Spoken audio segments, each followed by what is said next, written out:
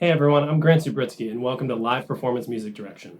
I've been a music director for a long time now, working with artists like Maggie Rogers, Louis the Child, Youngblood, Verite, just to name a few. When I think about a music director, I think about the person that's producing the live show, the person that's making it all happen. I was talking to a friend the other day. His name's David Cook. He's a great music director and keyboard player. And he had something great to say, that a music director has three conversations. A conversation with the artist, a conversation with the band, and a conversation with the management. And all of those conversations have to be sort of separate, but together at the same time.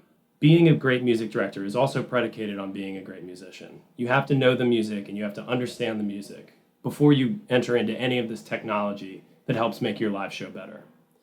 When I'm working with a rock band, like Donna Missile, I'm going to be working more with the rhythm section, the guitar tones, the band itself, because that's how the feeling of the records are. When I'm working with a DJ duo like Louis the Child, I'm going to be thinking about gain staging and samples and the mix out front and how it reads to the audience.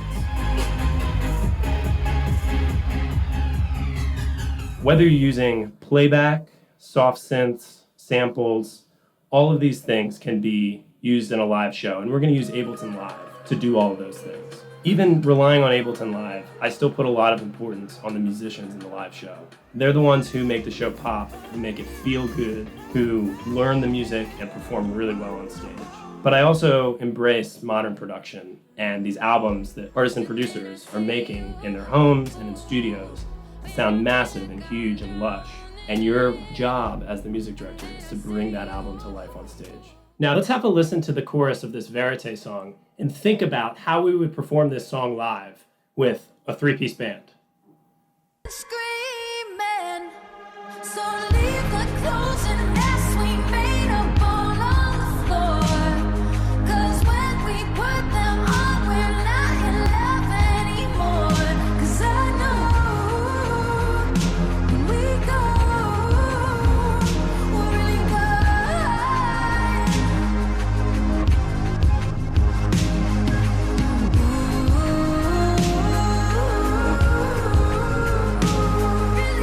All right, we've got our big lead vocal. Obviously there's drums and percussion, and there's sort of that big grindy bass line, key bass line, and then there's some other atmosphere happening. Let's check out some of the stems here. Let's start by listening to the drum performance.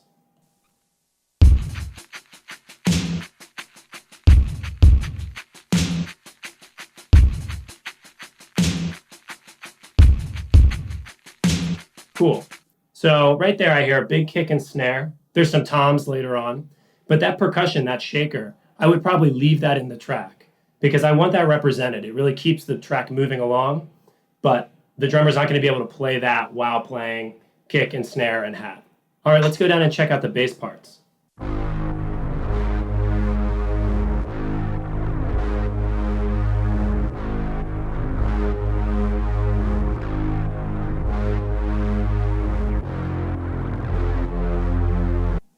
So that's a big prominent bass part. You can see here on the screen we have 4 different stems creating that sound.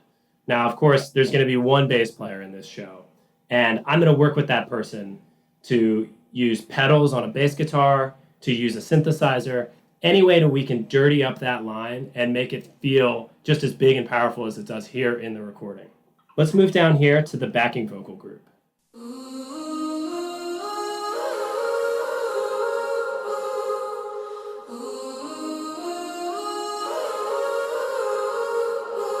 So we hear there's a big lead double there.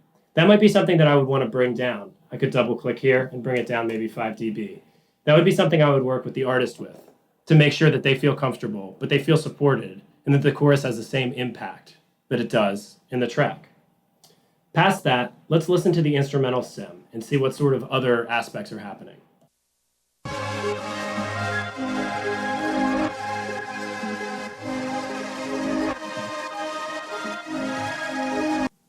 Now, to me, that's a lot of different sound design aspects, and they really feel out the track. It feels great, but I know that we don't have a fourth member on stage to be doing that.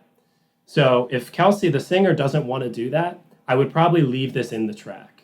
It's all really great material and it gives that swimming quality to the track, but we don't necessarily need that performed live.